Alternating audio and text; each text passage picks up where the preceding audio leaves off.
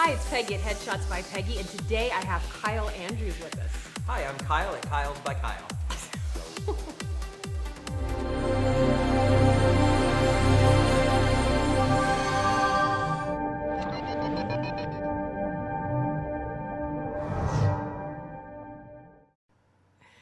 So, Kyle, tell us about what you do, and you kind of do some exciting, cool stuff. Sure. Right now, I am a script reader. I provide script coverage. Script coverage is you send in your script to a professional, the professional reads it, gives you back notes on what they saw.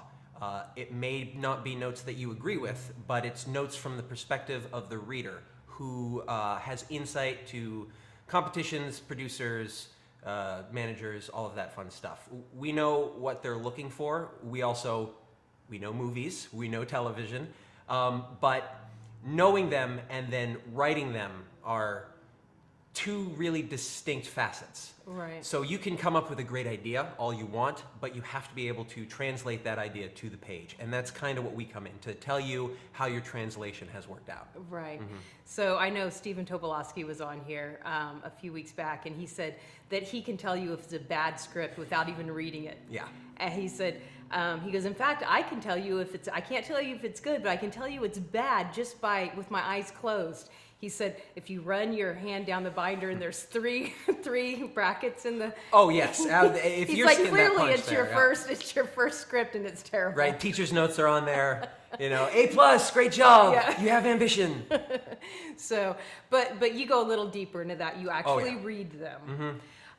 So, and then you pitch it to producers. Like you actually like. Well, that is one aspect of what I do. I am also a writer advocate. That's sort of a new title that I've taken with a company that does script coverage competitions, because there is a gulf between submitting your scripts for coverage, getting those notes back, and then making sure they get to producers. Now, producers, managers, agents, professionals, industry professionals, they have their own set of readers.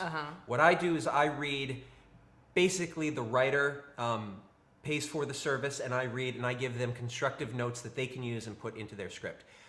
Readers for producers and managers, that's not what they do. They're there to make sure that they're not sending, you want to say bad scripts that aren't ready yet to producers. Their job is on the line, so they're not owing anything to the writer. Right. They need to make sure that the writer is exactly hitting their notes, hitting their beats, and then once it's ready, then it goes to the producer. So your main job is to make sure that people aren't jumping the gun and putting scripts that aren't quite ready yet. Ideally, that would be right? nice. I mean, there are a lot of professional writers who are already past that point, so whatever they send in, the producer just has to look at. Yeah. I tend to work with more unknown, unestablished writers still finding their voice, many of whom are some of the best writers I've ever read. They just haven't hit that next level, and that's where the writer advocacy comes in. That's where I say, this script is so good, I've given you notes and you've taken them, or I don't need to give you notes because it's so brilliant, and then I take it and I send it off to my producer friends, my manager friends, and then I speak on behalf of the writer. Writer never pays me for that, but it's sort of a thing that this part of the industry, the screenwriting part of the industry, is still figuring out how to get those unknown writers to the producers. Right, because there's so much media now. I mean, there's so much streaming stuff. There's so many opportunities. There are, but those opportunities come with a real caveat, which is that everybody is going for those opportunities right now. If somebody says, well, this script would fit on Netflix, great. Everybody's script is going for Netflix right now. Right. There is not a writer in this industry that isn't writing with Netflix and Amazon and Hulu in mind. The good thing is the streaming services are growing and they're starting to do their own niche thing, but it's still very much up in the air. So the studio system is still very much in control of what this is. Yeah. How things run. Yeah, there are a lot of nice production houses out there that you can go to. Independence, A24, Annapurna, all of those. I hope I pronounced that right. Shows you how much I work. But in general, it's still very competitive out there. So you need to make sure the script is top notch, and that's not just your characters and your plot, which are important, but the writing style, the voice, the structure of the script. Of course, the dialogue as an actor. Right. We want good dialogue. So. Right. Yeah, I'm not an actor. You're not. Well, I'm not. As an actor, let me tell you, bad lines can ruin a really great story. So how does, because I know actors get approached all the time to even student films or, indie things, they get approached and, hey, would you do this? As an actor, what are some key things when they're reading that script? What are some red flags or some key things that says, hey, this is probably going to be a really good project, or this is crap? Oh, wow. If from an actor point of view? Yeah. Well, if the characters are specific, sometimes the worst thing that I can read in dialogue are characters that I can't tell apart by the way they talk. That doesn't mean that you're writing, if it's a Southern character, every time he says your, it's Y-E-R, or that, he says it's D-A-T. That's not what, I'm not talking about phonetic writing dialogue. Right. I'm talking about interesting, character-based, organic speech. Right. The way I talk is very specific to me, Kyle Andrews. The way Peggy talks is specific to Peggy. You need to figure out the way the character speaks in these situations, and it's going to be different. A character may speak differently with their mother than they do with their boss, than they do with their daughter. Right. And you really need to figure out how that character approaches each of those situations, and you only find that out through organic scene work. You can plan and plot all you want, but the characters really speak to you. Yeah. And as an actor, I look for characters who speak to me, and then as a writer, I try to let the characters do the speaking. It sounds like I'm just letting it happen, man. It's all groovy stuff, but really it's about listening, and it's all about listening. And I think this business, the best thing you can do is listen. Yeah. That's good. Thank you. That's good advice. I hope so. Wow. You should just listen. Like, seriously, that's a good... To me, all the Yeah, time. Yeah. 100%. Unless you're my girlfriend, then listen to her all the time. And that's actually how I met you, is at your girlfriend's birthday party. Yeah, it was. That's right. That was the first thing you came. Well, I met you through Merrick. Yeah, so you guys were in an we're acting friends class through- together, yeah. so we're like all stepped around. It is. It's really... Well, Merrick's a fantastic actor, and that's one thing. And Merrick actually came to me and said, I'm writing this this thing. I've got this thing I'm working on. I don't want to give too much away if he's still working on it, but he was like... he's never told anyone about it, but that's okay. Oh, great. Sorry, Merrick.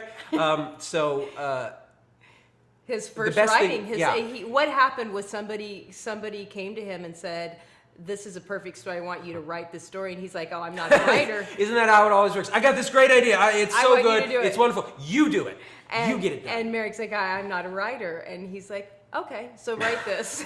And it's been a fun process for him to be out of his box. Right, and that's exactly what it is. You have to step out of your box first. You cannot... And maybe it'll, be something he does in the future. Maybe this will be the only time he does it, but he had the opportunity to do it and just dive into this person's life. And Well, the nice thing was he approached me about it, and he said, Kyle, how? And that's really what you need to do, is seeking other people's advice and seeking wisdom from other people is really... As an actor, as a writer, as any kind of creative... As a photographer, I mean... I'm sure. There's always, I've had probably 7 or 8 rounds of headshots, and there are, some photographers are wonderful, some are obviously still working on their craft. So the best thing anybody can do is, again, listen, and to listen to people who already have the experience. Right. Yeah, you should always be learning and growing. But Right. what's we were laughing a little bit before we turned the cameras on, so I'm going to ask you this so that we can laugh on camera. Sure, I'm ready to laugh. So what's one of the main mistakes that actors do when actors decide to be a writer? Actors decide to write a script? It's exactly that. They focus on the characters and they focus on the dialogue, and they don't focus on necessarily the scene work or the descriptive imagery. Right. Because as an actor, that's what they're engulfed in. Shakespeare doesn't have a single line of description in anything he does, and we can totally understand and we can totally get it, and it's some of the best dialogue you'll ever read. But translating it to film, somebody's got to write that description down so that when the camera is capturing the image, it captures the image that they've already planned out. The whole thing about writing is it's not all dialogue and fun characters doing things. It's about description, visual imagery, working with the dialogue provided by the characters to create relationships, to create stakes, to create tension, to create conflict. Without active description that is clear, that is simple, and is efficient, but also creative, the dialogue, it doesn't matter how funny it is. Yeah. It doesn't matter how good your characters are. If you're like, if we've got 7, 8 lines and there are no images, it's all about how this character feels, where are we supposed to go with that? I want to see them sitting on the couch, and then I want to see them talking, and together that creates a scene. And we both know that some of the most powerful scenes in movies are not the dialogue part of the scenes. Absolutely, absolutely. You know, the dialogue leads you to it or takes you out of it, but the actual, what really hits is, you know, is what's going on. Right, right, and that's part of the thing about dialogue versus description when you're writing. We all know that page count is important. When you're writing a movie, you really want to stick between 90 and 120 pages, depending on what your genre is. You can go a little under if it's a horror, you can go a little over if it's a drama, but in general, you want to kind of stick to this. There are writers who go to 135, 140, 150 pages. And what they say, as their defense, is, well, Tarantino did it. This is what Tarantino did, so I'm going to do it because Tarantino did it. Right. If you read a Tarantino script, you will see that it goes that long because he's writing dialogue. And it's dialogue, dialogue, dialogue, dialogue, dialogue. When dialogue is filmed, it doesn't really take all that long. There's you know, if it's a good performance and it's deep, it's Meryl Streep doing it, it might take, you know, there might be intricate pauses that are important, but in general, it adds a negligible amount of time. Whereas description, you could have one sentence, and that one sentence takes 10 minutes to film. Yeah. And so writers write description and description and description and description, and it takes forever to read. And when it finally comes time to film, you're going to end up with a 3.5-hour movie. Right. So if you want to be long-winded, give it to the dialogue. Give creative, excessive monologues. Not too many. Not too many. And then make sure that description is efficient and beautiful, and then let the director run with it. Yeah. You know, don't try to control it. Yeah, that's good. Listen and don't try to control. Wow, that sounds like life advice. I know. Okay, good. Maybe I should take that on in other aspects. Yeah, right. That's funny. Yeah. So, what other thing do you wish that you could tell people? Oh, like, you want me to make the whole list? Yeah, just start. Well, we can always break this into 2 or 3 parts. Sure. Well, as a person who transitioned, you know, I've been a writer for most of my life. I you know, won a few awards in high school, you know, for local newspapers and stuff. So I've been writing as long as I've been acting. I've been pursuing acting as a career longer than the writing career. And what I would say is that limiting yourself to one thing that you think you're good at is not a way to establish a creative career. Branching out and finding other things that you may have talents for that can further inform what you want to do is the best way forward. I have never stopped being an actor, but my writing is much more successful, and that's leading me into production opportunities, opportunities to take scripts and get them through the gesticulation process where finally it's going to be made into a film. And I can say that I had a hand in that creative part of it. Eventually, that will lead back into acting. Right. It will lead back into maybe writing stuff for myself, maybe just meeting the people who are like, I like you, let's see what you've got as an actor. Yeah. And so I think I would tell young me, don't limit yourself. So I would tell any young folks, new folks, inexperienced folks, folks who've been doing this a long time and need to shake it up, don't limit yourself. Branch out, find something else in the artistic communication media field, and add that into what you do.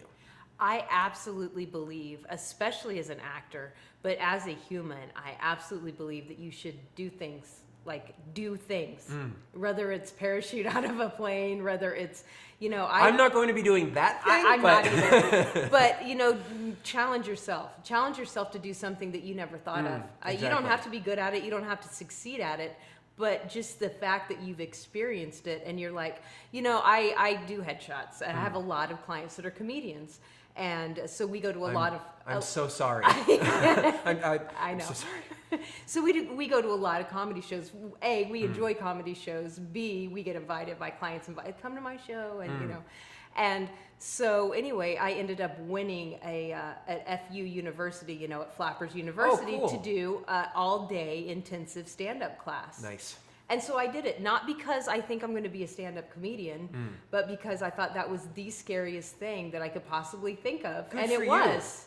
It absolutely was. Because I'm witty. I feel like I'm witty. Right. I feel like I can hold crack a a joke. conversation, and you know, but to stand up on stage and say like one line, it was literally the most horrifying thing I've ever done. And it was a class of everybody in there that, you know, were beginners. There was 20 people in the room, and it was horrifying. And I was so glad that I did it, because now when I have comedians in, like, I get a little bit more of what they're doing. Plus, in this all-day intensive, they talked about the different aspects of how comedians can make Yeah. You got to really stay on that yeah, seat. just stay on it. Yeah. How they can make money, you know, different things they do, which I didn't know before. I just thought, I don't know. I guess I didn't think about it. Right. And that's the thing. You never think about it until you dive in and do it. And so, you know, so now I'm, you know, when I have a comedian come in, I can, do you do this? Do you do corporate stuff? Do you do, before I wouldn't have even known that was a thing to say. Yeah. But, you know, and now with Merrick writing, you know, this has opened up, you know, questions that he would have never known to ask. Right.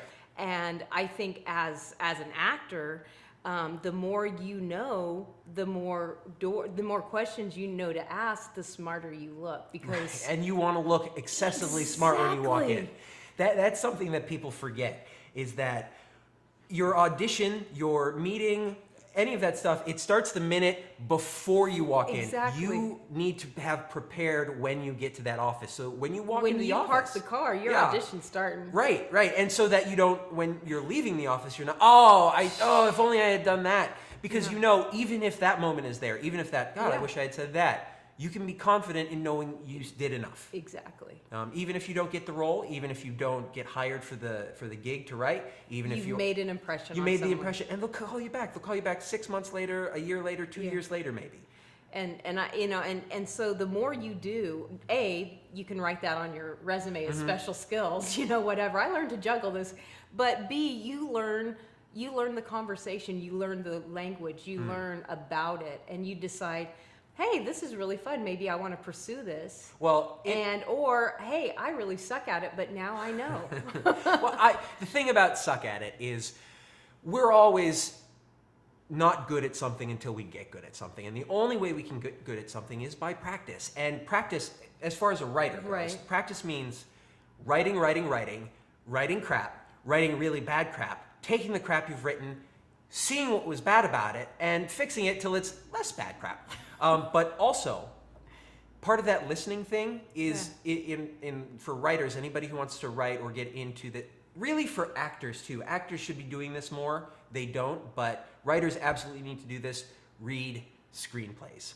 Read every screenplay you can Google. If you've got a movie that you really love, let's say you're really into Reservoir Dogs. I know for a fact that the PDF of Reservoir Dogs, which is Tarantino and is only 100 pages long, that one is online, easy to read, and you can read it and see what Tarantino actually wrote down before he started filming all of his incredible shots and the incredible dialogue in that movie.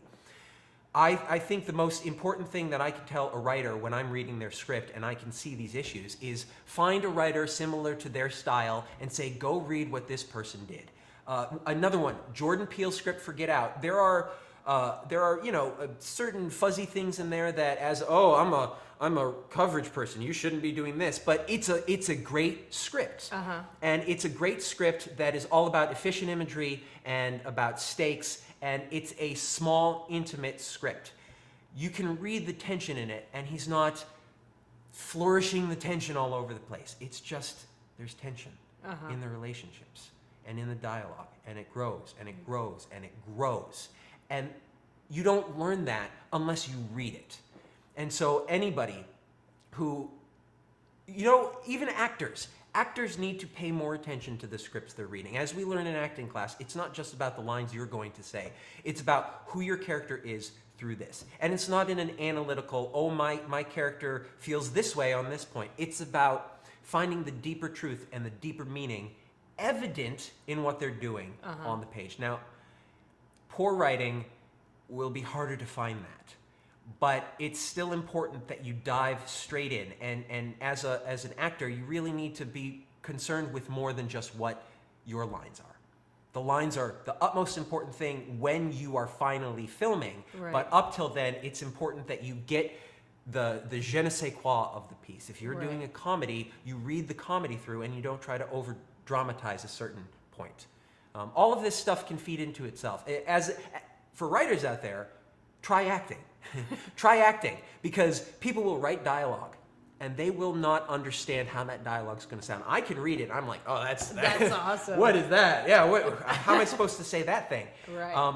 So table reads, things like that. But as a writer, act. Just get into an acting class. Take a 101. Take a nothing level class. Take improv, groundlings, something Right. like that, and just try. Yeah.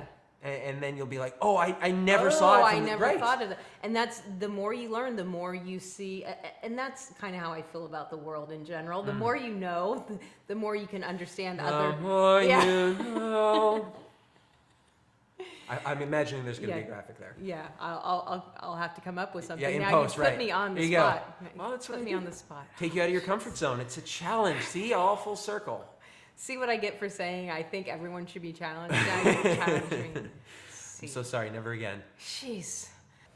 So if you're just starting writing, like, and you're like, hey, I'm serious about it, but I'm just starting. What are the things that people don't know about? What's the process? How do you get started doing this?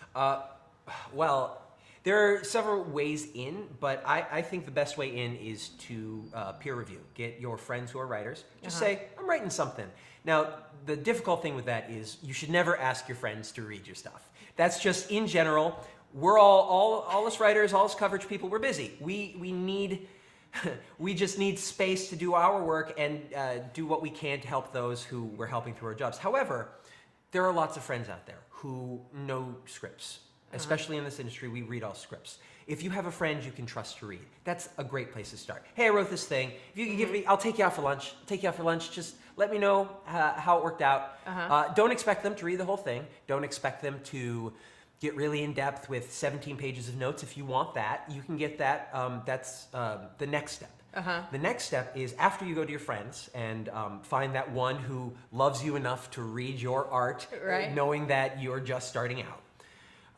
Then you want to get, and this is assuming that you've read books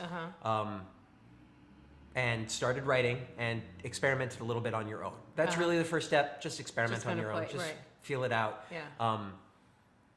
Then once you've figured that out, worked on formatting and structure a little bit, which there are programs out there, Final Draft, Celtics. Celtics is free. Final Draft costs money. Either are fine, especially when you're just starting out. They help format for you. So they take a lot of the guesswork. They take a lot of the, if you're just writing your script in Microsoft Word, stop. Go download Celtics right now. It's free, and then transfer it into there, because if the script isn't formatted correctly, we're just gonna ignore it. Say, format this right, and then we can look into structure, and then we can look into plot and characters. So once all of that is done, then you want to go out and get professional notes.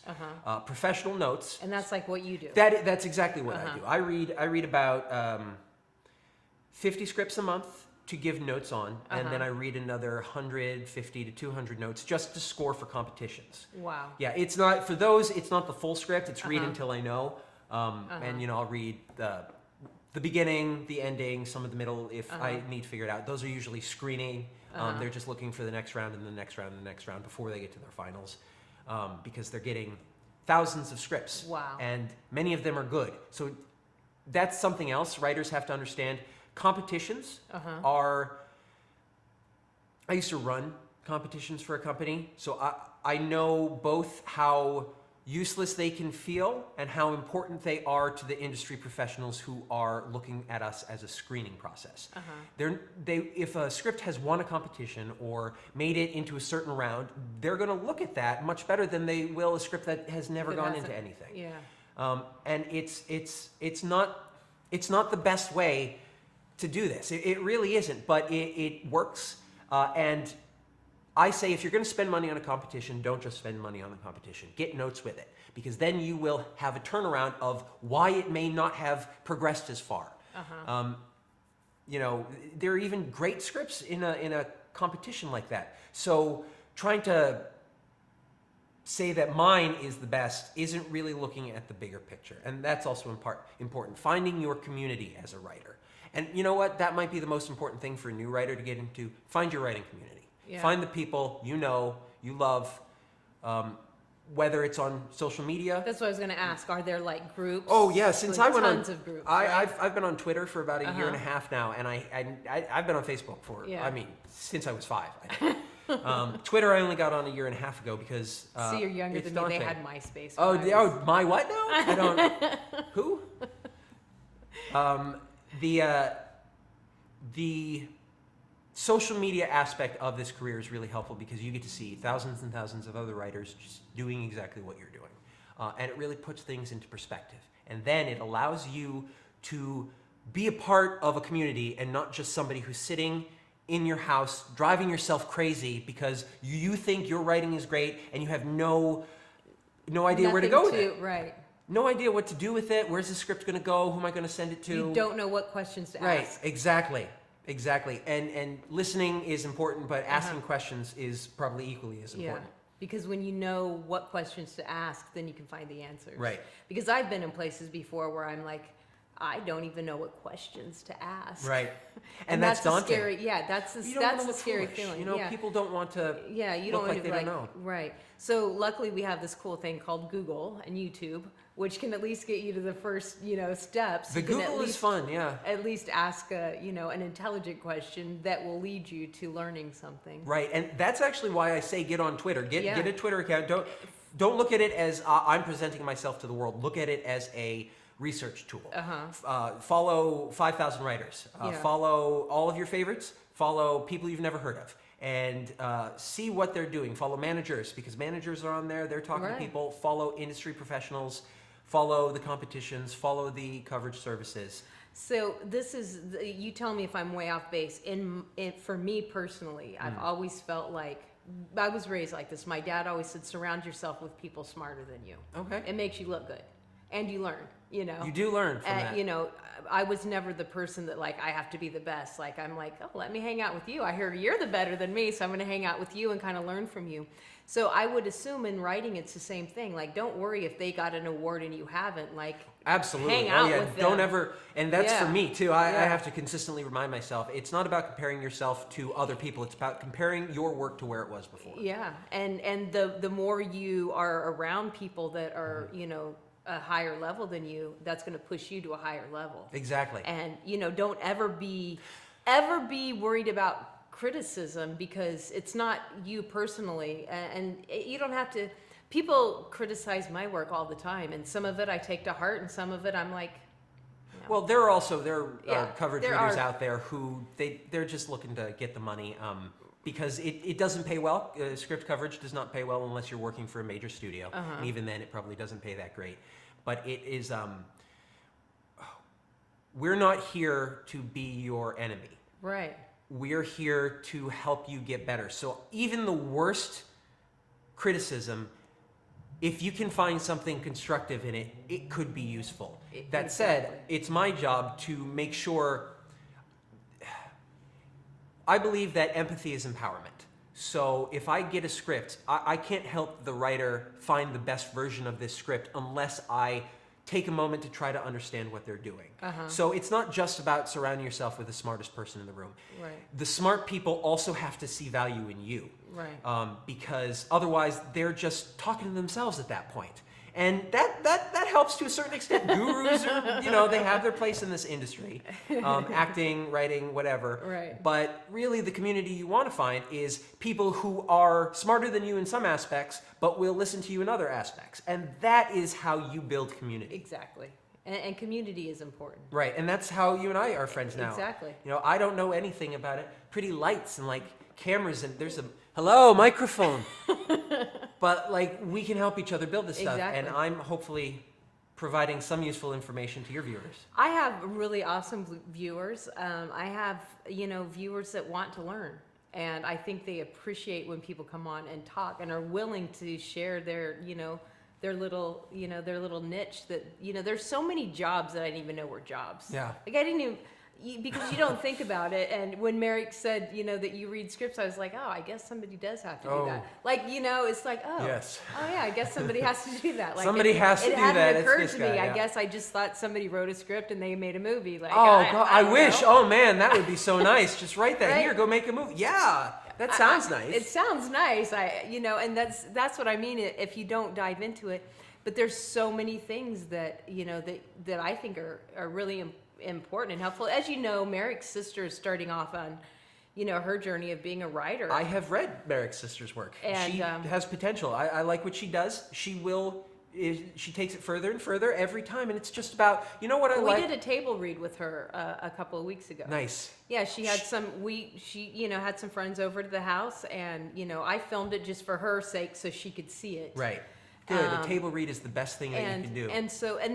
And you could see the wheels turning because I was watching her, and you could see the wheels turning. Like, oh, I didn't think that would play out. Like you could tell, like there was a couple of times where, oh, that was better than I thought I wrote it, or oh, that's not exactly. You never know. Yeah. You never know until So somebody when actually speaks it. Yeah, when you actually speak, it's just like with your thoughts. Like I'm one of those people that I'm in my head a lot. Like I shouldn't say this publicly. I may get like committed or something, but that's right. You I just have told all them how much these- they I like know. you. So I have these conversations. I play these things out in my head all the time, and sometimes I think, oh yeah, okay, I've got it all worked out. This is perfect. And then as soon as I open up my mouth, I'm like, well, that sucks. And that's really how it is with writing. Like you're so close to it until somebody else picks it up. You can't see the whole picture. We're artists. We're Yeah. artists. We get it's like tough for us. this. Yeah, we're so personally invested in Yeah. every little detail that we really need somebody to step back, whether it's writing or acting yeah. or anything. Step back and say, hey, this. Yeah. What about? Or this isn't. Or I don't feel. And then take that and say, oh, well, this is what I was going for. They didn't feel this or they didn't get that. Where can I bridge this gap? And you create that bridge. It's all about creating bridges, tightening up threads. That's something I talk about to writers a lot, is making sure your plot threads are neatly threaded through. Thread them through. Threads are really great because it is about tying things up. You can branch out, provided through the narrative there's a cohesive through line there. And that's another thing a lot of actors who move into writing don't understand. Well, I'm just going to tell funny jokes and I'm going to be really dramatic at this point. And then the story is useless. Where's the story? I don't know. I'm going to feel it out.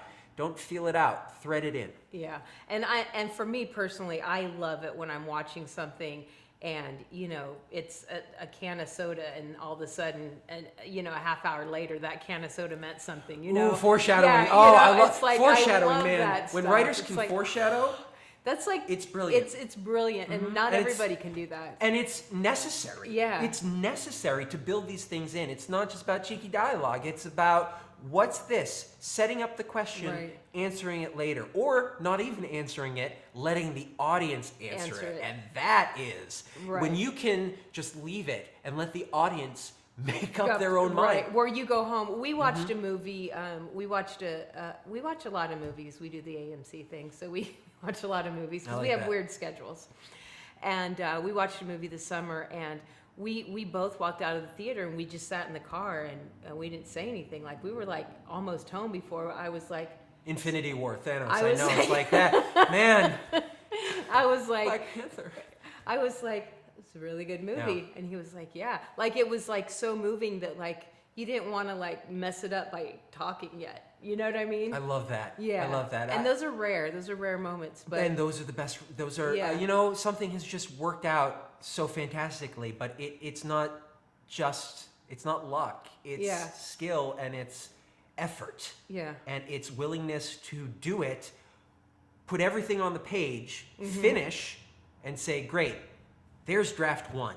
Now I need to go back and see everything that's not working in here, Yeah. or everything that could be tweaked to an improvement. Yeah. That's a very good thing for writers to realize, is that people want to sit Yeah. and contemplate what they created. Yeah. And I think all artists do that. Like, I know for headshots, like, you know, when I'm done with the session, like I sit there and I look at.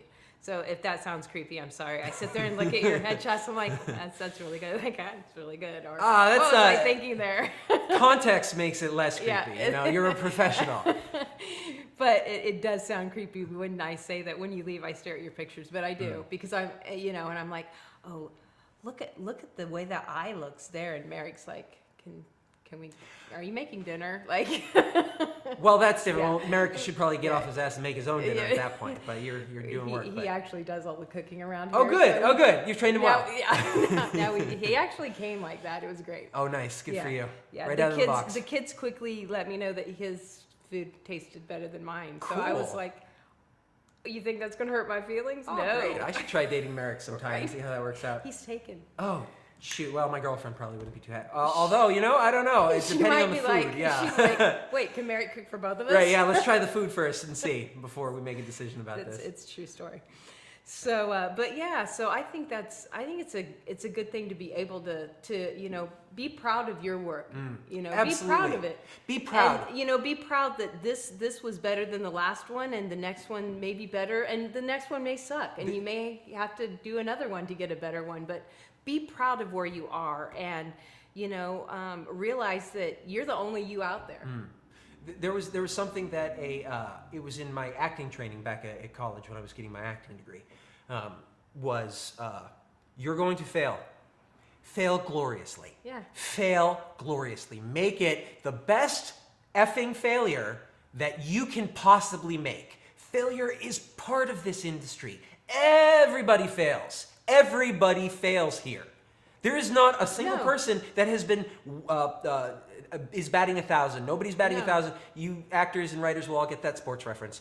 No one is perfect. Everybody fails, and the successful people manage that failure and they turn it into success. Right. By or alcohol learning. or drugs. No. You know, as success one. as a person who is, you know, I've been sober for 10 years. Oh, congratulations. Thank you very much. I don't drink at all, and it is part of the process is being available, and I think that's one very important thing. If you can write on substances, great. What are you writing like sober? Right. Because when you walk into these meetings, you're going to be sober. When you are on set, ideally, you're going to be sober. Laurence Olivier was Laurence Olivier 100 years ago. You know, probably not. You know, it's 80 years ago. That isn't going to fly. You have a whole community of people that are counting on you. Right. So when it comes to substances, if substance is looking at as something you're moving on to because you are failing so badly, it may be time to reconsider what you're doing. That's, again, a good time to seek out community. Community solves those sort of problems. I am very thankful that I have that community, both as a writer and an actor, and as somebody who has been sober for so long, because there's nothing better than a clear head as an artist. I'm fortunate in the fact that I don't have a lot of substance issues. Like I've never, like that's just, I'm too much of a control freak.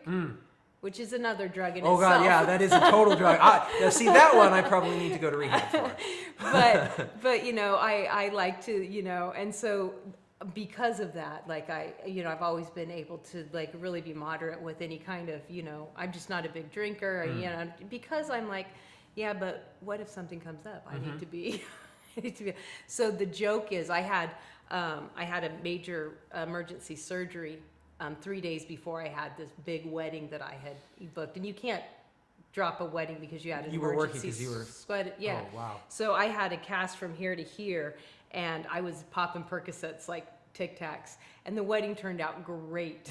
And everybody was like, you know, you should maybe consider this. Yeah, great advice. Maybe that's one you don't listen to. But so that's always been the joke. But remember how good you shot when you were. I shoot pretty good sober as well. I'm sure you do. I'm sure. But that was always the joke amongst people that were close to me at that time. Got you. Was my Percocet fling. Well, I'll tell you, I woke up one morning and I had the best play that I had when I was a sophomore. Yeah. Best play I'd ever written. I said, when did I write this thing? When did it? I got an A on it, of course, Yeah. but like I didn't remember writing Yeah. it. So, you know, it's even, I strongly suggest that there's nothing wrong with a little drink every now and again, but if you're drinking or smoking instead of writing, or it's to numb the pain, Deal with the pain. deal with the pain, you know. Yeah. Wow. This got dark. How did we go there? I don't know. It got light. It got light. It got positive reinforcement in your life. So I'm a big, we might as well go all the way out here Sure, since yeah, we're let's here. do it. So I'm a big, like, we make our own world. So, surround yourself with positivity.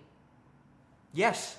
Why not? Yeah, I agree. That's gonna help you out. Positivity is, in this industry, the best thing that you can insert. People are always saying, oh, like you said, you're gonna fail. And you are, but you got to redefine what failure is. Right, because it's not a negative. It's not a negative. It's not a negative. So redefine that. Okay, I didn't book that job.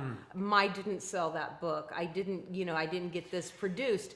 But that doesn't mean you failed. You have to, hey, look what I learned. Right. And look now I have this script that maybe in 10 years I'll go back to and do a rewrite on it, and and it'll be something magical. Right.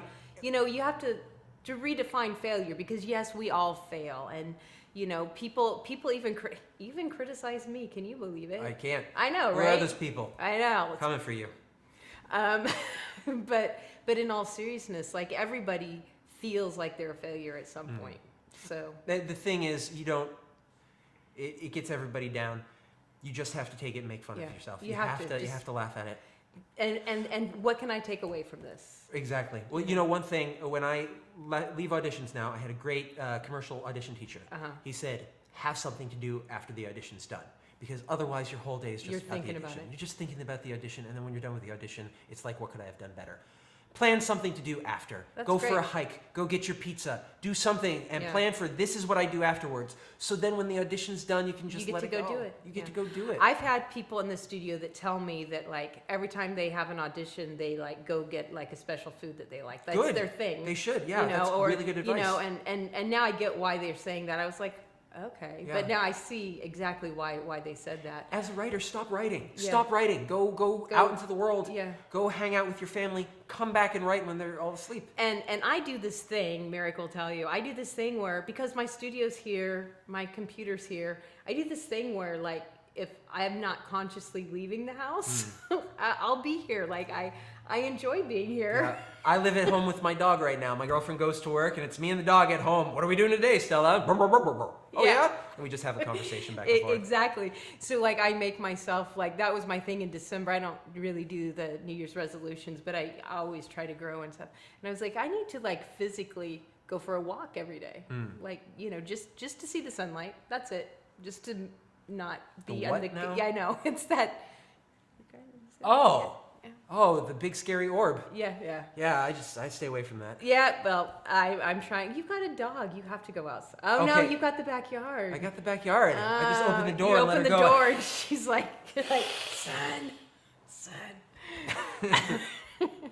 Anyway, but yeah, so, it is important. Merrick's really good at just walking away from an audition and, never bringing it up again. It's nice. Yeah, good because, for him. you see, like, right now he's up working on, he's got a real heavy audition that he's working on. And, because it was a long weekend, he's had the script all weekend. So he's like, I'm sick of the script. Yeah. Well, hopefully he has But had time to walk away I know the second that he's finished with audition, he'll never mention it again, and it's out of my life unless he books. Good for him. That's nice. nice. And he's really good at that. And that, I think, is something that you learn over time is, yes, you put all of yourself into it, and then it's over. And so now what? Now you go get a coffee. Yeah. Yeah.